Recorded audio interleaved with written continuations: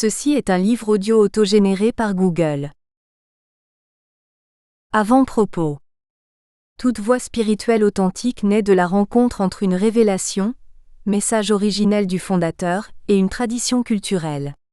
La tradition culturelle confère à la révélation ses moyens d'expression, langue, symboles et ses modes de pensée, et la révélation confère à la tradition culturelle sa richesse spirituelle et son ancrage dans l'au-delà de l'humain.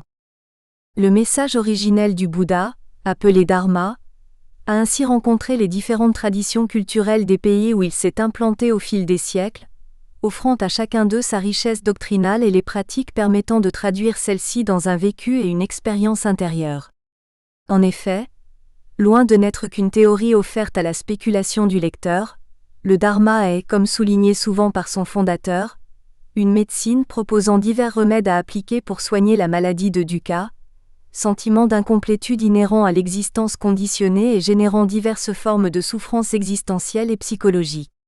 En s'implantant en Occident au cours du XXe siècle, le Dharma a dans un premier temps rencontré la tendance intellectualiste qui le considérait comme une construction théorique proposée à la cogitation, sur le modèle des philosophies modernes, puis beaucoup plus tard a rencontré son contraire dans le penchant à ce qu'on pourrait appeler l'empirisme spirituel sans filet, c'est-à-dire une pratique de la méditation désireuse de s'affranchir de tout support doctrinal, voire de toute référence au Bouddha lui-même et au bouddhisme. Récusant ces deux extrêmes, ce livre vise, en présentant certains aspects de l'enseignement du zen, à montrer qu'il n'est pas de zen sans pratique ni non plus de pratique féconde sans l'indispensable boussole que constitue l'enseignement du Bouddha et des maîtres de la lignée zen. Ce livre est aussi, à la fois le fruit d'une longue pratique de la voie du zen sous la guidance éclairée de mon maître, Taizen Deshimaru, et de l'expérience acquise au fil de nombreuses années d'enseignement. À travers l'écoute des pratiquants, leurs commentaires, leurs questionnements, leurs souffrances, leurs problèmes personnels, mais plus encore à travers la transformation profonde que la pratique sérieuse et régulière de Zazen produisait en eux, j'ai pu mesurer combien l'introduction de cette voie peut jouer pour notre civilisation malade le rôle thérapeutique qui fut celui du bouddhisme dès l'origine. Première partie, les chemins de la non-dualité. Le réel est à jamais paisible. Puisque toutes les particularités s'y abolissent. Le réel est libre de caractéristiques. Puisque rien ne le conditionne. Le réel n'a pas de nom. Puisqu'il transcende le langage. Le réel n'a pas de forme. Il évoque l'espace vide. Le réel n'a pas de mien. Puisqu'il s'est détaché de tous les objets du moi.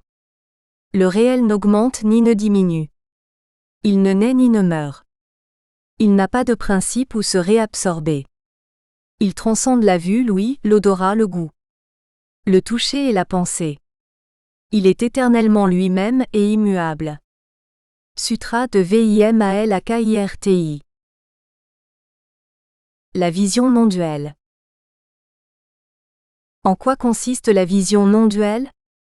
La notion d'anatman, terme sanskrit que l'on peut traduire par non-égo substantiel, est un des piliers de l'enseignement du Bouddha. Toutefois, se contenter de le brandir comme un dogme ou de l'afficher comme une profession de foi serait contraire à l'esprit du bienheureux qui nous demande de ne pas le croire sur parole, mais de vérifier par notre propre expérience la validité de ses propos. Ce qui nous ouvre à cette expérience, c'est la pratique de la voie qu'il préconise, essentiellement centrée sur l'assise silencieuse.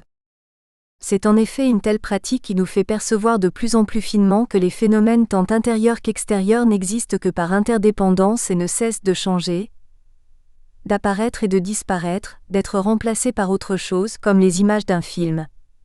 Une image, puis une autre et encore une autre, la persistance rétinienne donnant l'impression illusoire d'une continuité. Pour décrire cette illusion, les maîtres de notre école antérieure à l'époque du cinéma prennent l'image du bâton d'encens allumé qui donne l'apparence d'un cercle lumineux quand on le fait tourner rapidement. À chaque instant, le monde intérieur et extérieur est détruit, recréé, recréé. De continuité d'une réalité fixe, il n'y a pas mais seulement une succession d'apparitions et de disparitions, de création et de destruction, de naissance et mort. Il y a bien continuité d'un processus, mais dans ce processus, il n'y a rien de fixe et de permanent. La continuité d'un même moi est une illusion. Le moi d'il y a 30 secondes est déjà mort, celui qui existera dans 30 secondes n'est pas encore né, ce que le Bouddha exprime en disant « À chaque instant nous naissons et nous mourons ».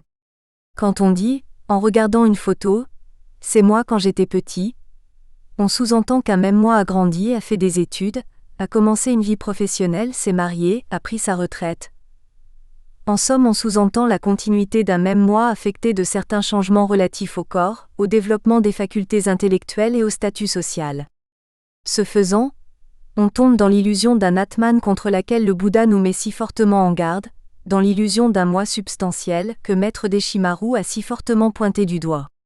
La vérité, c'est que le moi bébé est mort depuis longtemps et n'a même intrinsèquement jamais existé, car le moi bébé d'un instant n'était pas le même que le moi bébé de l'instant suivant. Ces apparitions-disparitions incessantes, c'est ce que Vimalakirti appelle les métamorphoses magiques. Magiques parce qu'elles ont le pouvoir de nous envoûter, de nous faire souffrir quand on s'attache à elles, de nous faire prendre l'irréel pour le réel aussi longtemps qu'on n'a pas démasqué le subterfuge. D'où l'insistance de Bouddha, de Vimalakirti, de Dogen et de beaucoup d'autres à nous faire ressentir aussi complètement et profondément que possible l'impermanence des phénomènes intérieurs et extérieurs. C'est ce ressenti qui met un terme à l'envoûtement et l'attachement, rendant ainsi possible l'ouverture à la vastitude originelle de l'esprit.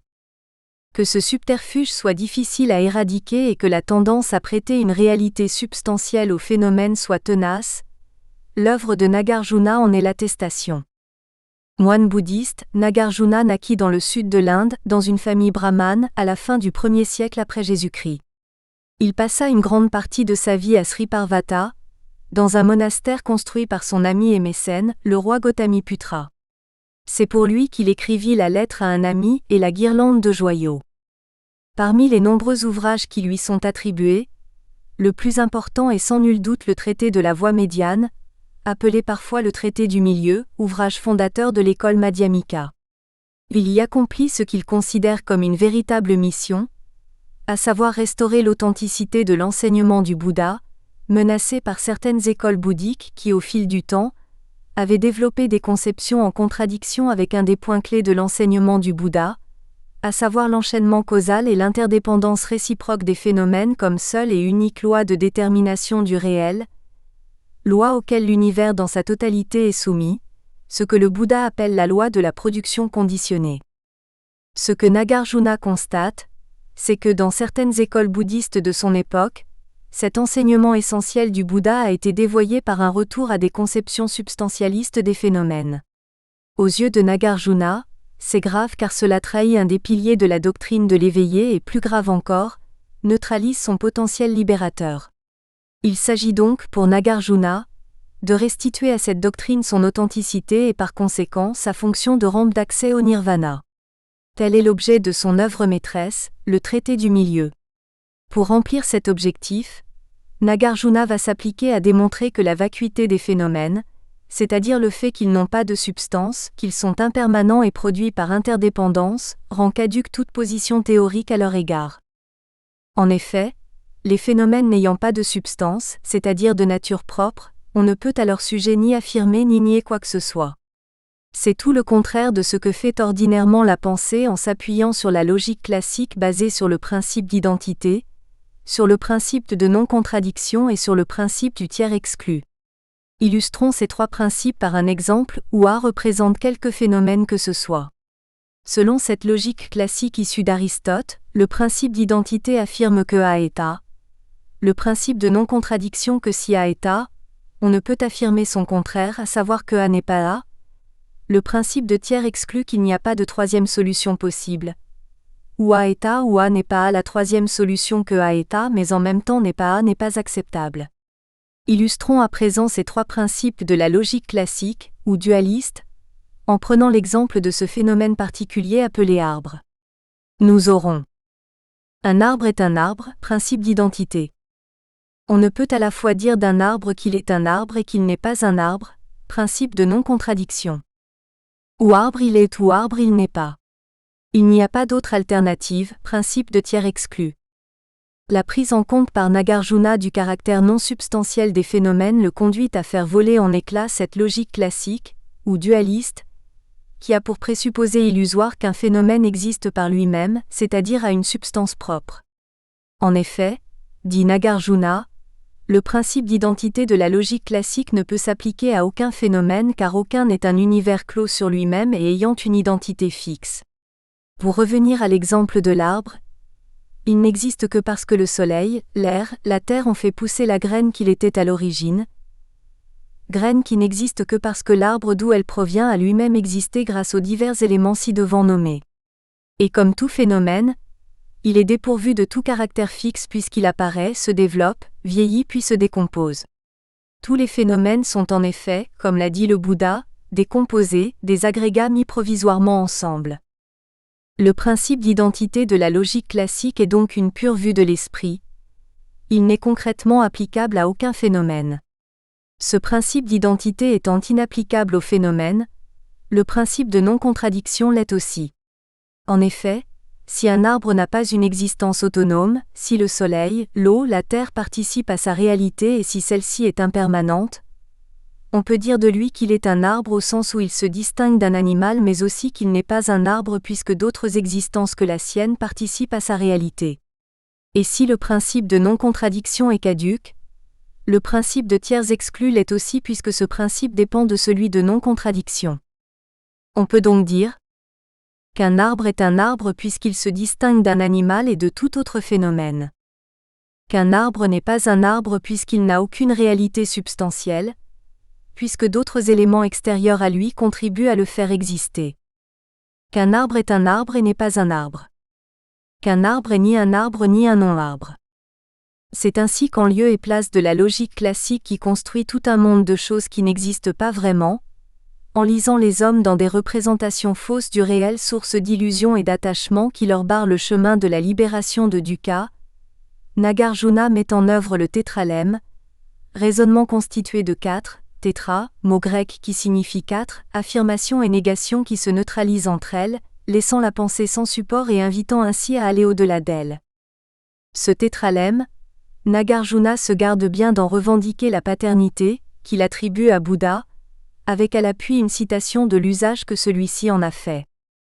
Le Bouddha mentionne le soi et enseigne aussi l'absence de soi, en même temps qu'il enseigne qu'il n'y a pas de telle chose que le soi et l'absence de soi, tout est réel.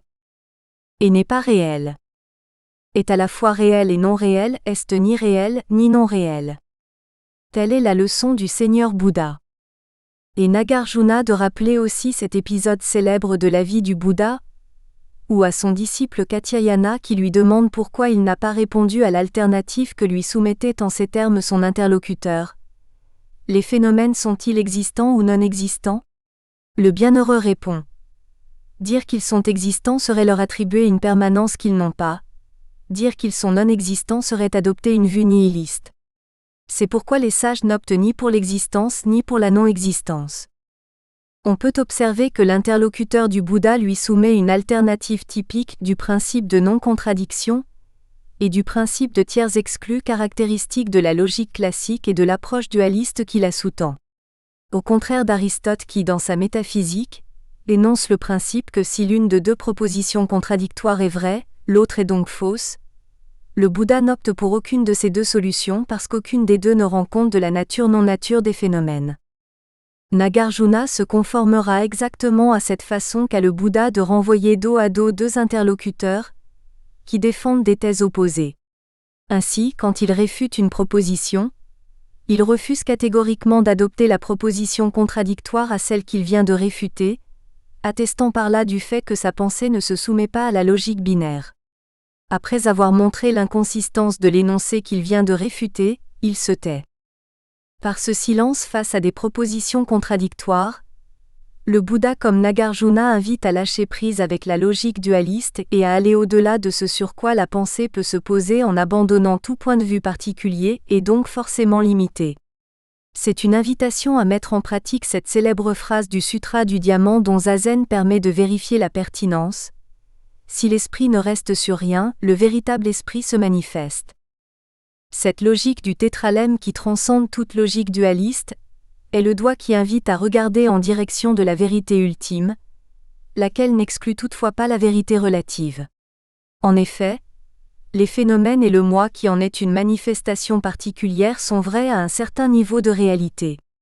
Un arbre par exemple a un certain niveau de réalité puisqu'on peut le toucher, le voir ou utiliser son bois.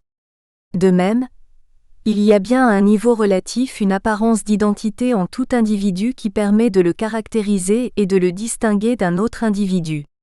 Mais ultimement, à un niveau au-delà de cette apparence, il n'y a pas d'identité, seulement 5 agrégats en perpétuelle mutation. C'est, dit Nagarjuna en prenant appui sur ces deux vérités que les Bouddhas enseignent le Dharma. Ceux qui ne discernent pas la ligne de partage entre ces deux vérités, ceux-là ne discernent pas la réalité profonde qui est dans la doctrine du Bouddha. Cette ligne de partage entre vérité conventionnelle ou relative et vérité de sens ultime est constituée par la vacuité. Ceux qui la comprennent de travers en l'identifiant au néant considèrent faussement que le Bouddha dénie toute forme de réalité au phénomène et l'accuse de nihilisme. Ceux qui comprennent de façon juste la vacuité en l'interprétant pour ce qu'elle est, c'est-à-dire pour la loi de la production conditionnée, la loi de l'impermanence et de l'interdépendance, ceux-là savent distinguer sans se tromper vérité conventionnelle ou vérité d'apparence et vérité de sens ultime. Plus fondamentalement encore, la ligne de partage entre vérité conventionnelle et vérité de sens ultime se situe dans le fait de ne rester sur rien, de lâcher prise d'avec les pensées et les concepts. C'est exactement le lâcher-prise qui constitue le point de bascule entre ces deux types de vérité. Ceux qui ne passent pas par l'expérience de ce lâcher-prise ne peuvent jamais avoir de la vérité de sens ultime une expérience directe, une expérience d'éveil, et ce faisant, ils en viennent à faire de la vacuité un nouveau concept auquel s'attacher en tant que fondement d'une théorie et tombent ainsi dans le travers dénoncé en ces termes par Nagarjuna. La vacuité est un remède, ceux qui en font une théorie sont incurables. La vacuité est un remède à l'ignorance de notre véritable nature, et à l'attachement au phénomène qui en est à l'origine. Comme le dit encore un aphorisme zen, ceux qui ne méditent pas sur le vide s'empêtrent dans le samsara comme le ver à soie dans le cocon qu'il a lui-même filé. Ceux qui réduisent la vacuité à une théorie philosophique en refusant de la considérer comme une invitation au lâcher-prise, neutralisent par là même son pouvoir libérateur et s'empêtrent un peu plus dans les filets du samsara. Il faut bien comprendre que la vacuité nous invite à un saut qualitatif de niveau de conscience. Quand ce saut est effectué, alors on s'exclame comme Nagarjuna dans le traité du milieu, « Béni est l'apaisement de tout geste de prise, l'apaisement de la prolifération des mots et des choses. » Cette exclamation de Nagarjuna est à mettre en parallèle avec celle qui conclut l'Anya Shingyo, Gyatei Gyatei, Ara Gyatei, Ara Sogyatei, Boji Sowaka, qu'on peut traduire par « Allez, allez, allez ensemble au-delà du, par-delà sur la rive du Satori ». En effet, l'une et l'autre saluent l'accès à un niveau de conscience au-delà du mental, accès que dans l'Anya Shingyo aussi bien que dans le traité du milieu, une longue série de tétralèmes a préparé. C'est une exclamation de félicité, cette félicité inhérente à l'esprit vaste. Bouddha l'appellera Ananda, Dogenjiji Uzanmei, le samadhi de la joie pure.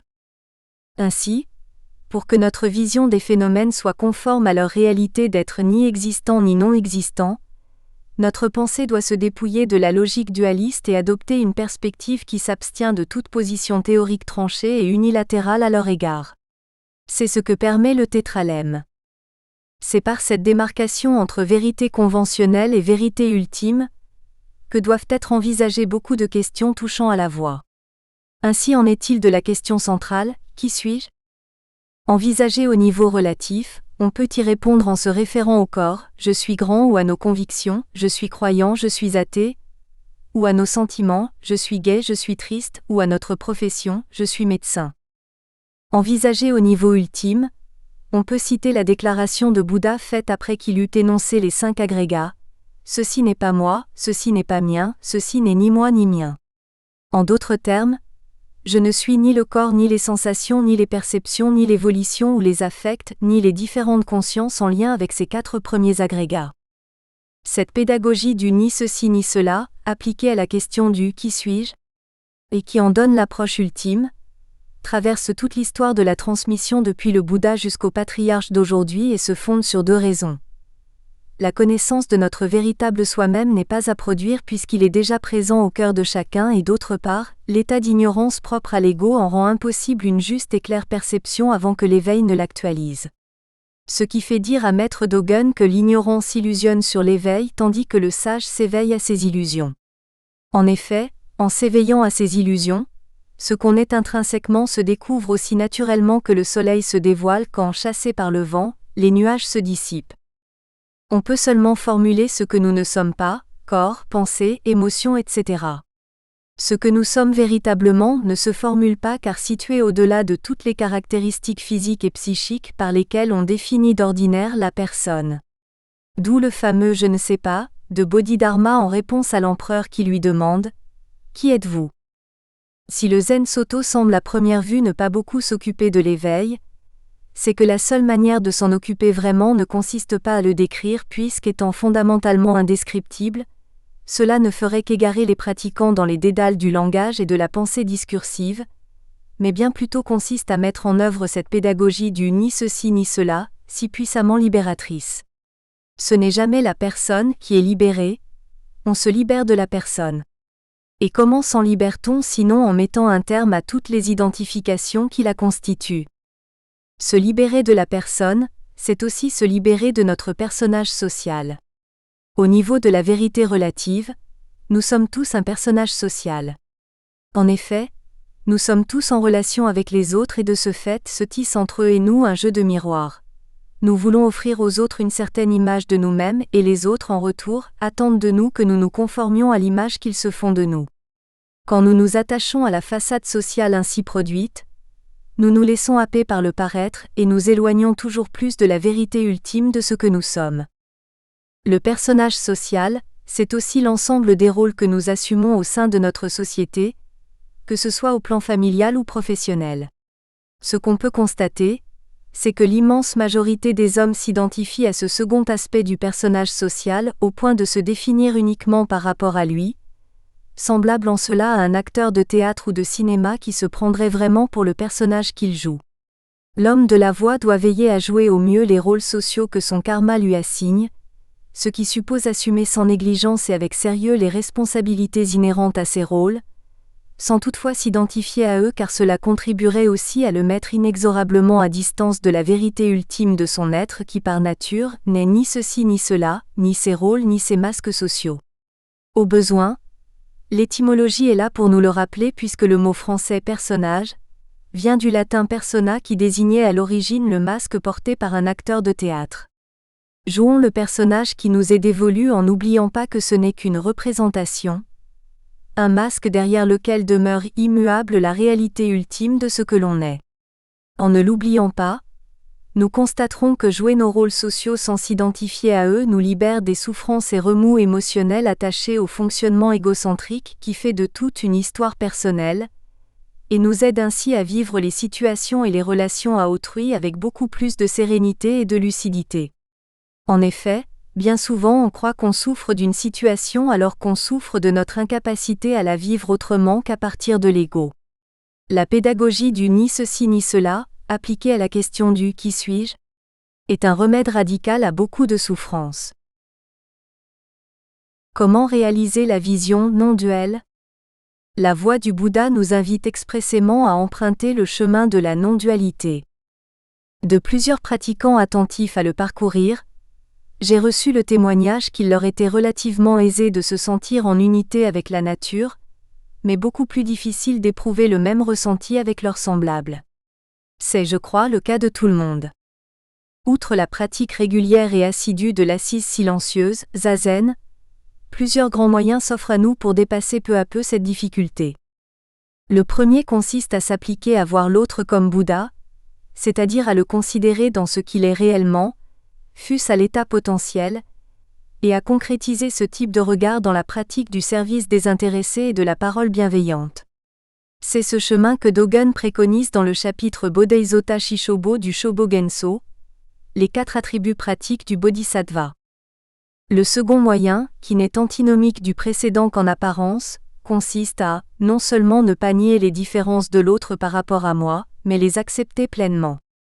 Quand cette acceptation est totale et profonde, un ressenti d'unité se met naturellement en place. Ce dont il faut avoir conscience, c'est que la vision qu'a l'ego de l'unité est une mascarade. Pour lui, l'unité c'est que tout le monde soit comme moi, ressente les mêmes choses que moi et soit tellement semblable à moi que jamais l'autre ne me contrarie, ne me frustre, ne s'oppose à moi. En somme qu'il soit au diapason de mes envies, de mes volontés et de mes points de vue. À l'opposé de ce fonctionnement, accepter les différences entre moi et l'autre, c'est reconnaître qu'il ne sera jamais moi ni comme moi, et accepter toutes les conséquences qui en découlent pour moi. C'est de cette double acceptation et de cette reconnaissance que naît un sentiment d'unité. Ces deux méthodes pour avancer sur le chemin de la non-dualité sont complémentaires. La première considère l'autre dans sa réalité ultime qui est la même pour tous. La seconde le considère dans sa réalité relative, différente pour chacun. Dans leur réalité relative respective, deux moi ne seront jamais un. Ils seront toujours deux parce que différents. Soit on refuse cette différence et on devient un tyran ou un égoïste frustré, soit on l'accepte pleinement et de cette acceptation jaillit un sentiment d'unité. À ces deux chemins d'accès à la non-dualité, que Maître Deshimaru résumait dans deux de ses formules favorites, contradictoires seulement en apparence. Toutes les existences ont la même racine, et les autres ne sont pas moi, s'ajoute l'action caritative et l'offrande aux éveillés. L'action caritative a une place non négligeable dans notre société, via des démarches individuelles de personnes soucieuses de venir en aide à autrui, ou via des structures institutionnellement reconnues, telles que Médecins sans frontières, dévouées à apporter des soins à des populations délaissées ou victimes de conflits armés. On ne peut bien sûr que s'en féliciter. Toutefois, si louable que soit leur démarche d'aide à autrui, on ne peut les assimiler purement et simplement à l'action caritative telle qu'elle est définie sur la voie du Bouddha. En effet, dans le cadre de celle-ci, l'action caritative n'est jamais séparée de l'effort spirituel, dont elle constitue une des composantes, comme l'attestent ces paroles du Bouddha dans le Sutra du Diamant. Si un bodhisattva, pratiquant qui a fait vœu d'aider tous les êtres, entretient l'idée d'un moi, d'une personne, d'un être vivant ou d'une durée d'existence, il ne saurait être un authentique bodhisattva. Aux yeux du Bouddha donc, c'est la libération de l'illusion égotique, critère éminemment spirituel, qui est la marque première du bodhisattva accompli. Et c'est cet accomplissement qui va non seulement le porter à l'action caritative mais aussi donner à celle-ci ses caractéristiques propres. En effet, étant affranchi de l'illusion égotique, il l'est aussi de celle qu'existe un autre que moi.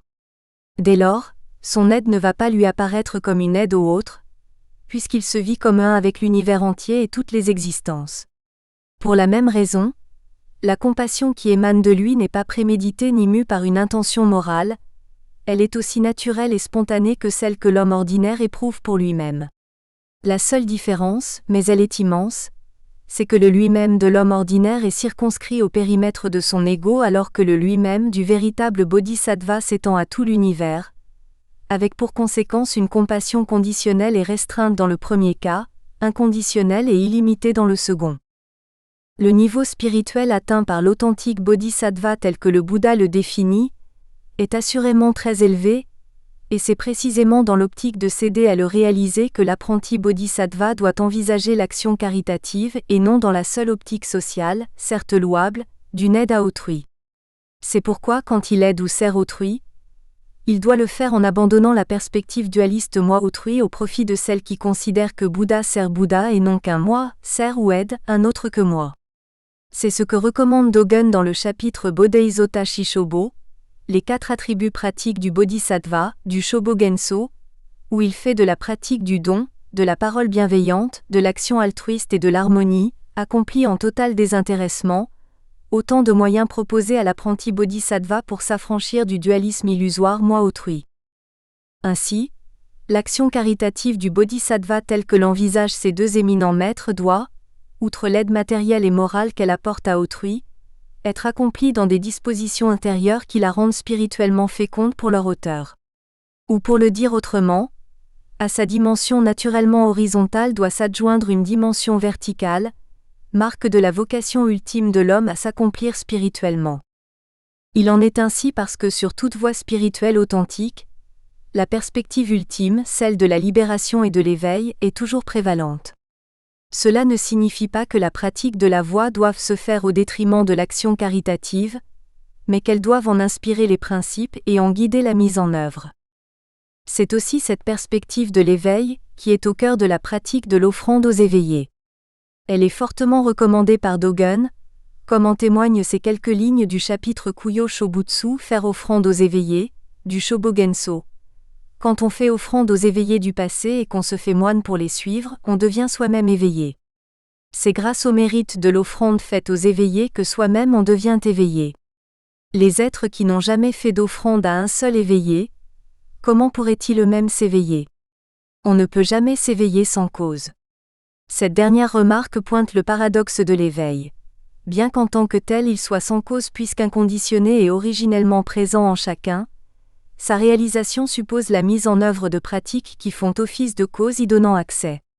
En d'autres termes, bien que l'éveil soit au-delà du domaine de la causalité, il faut œuvrer dans le domaine. Nous espérons que vous avez apprécié cet aperçu. Pour continuer à écouter ce livre audio sur Google Play Livres, utilisez le lien dans la description de la vidéo.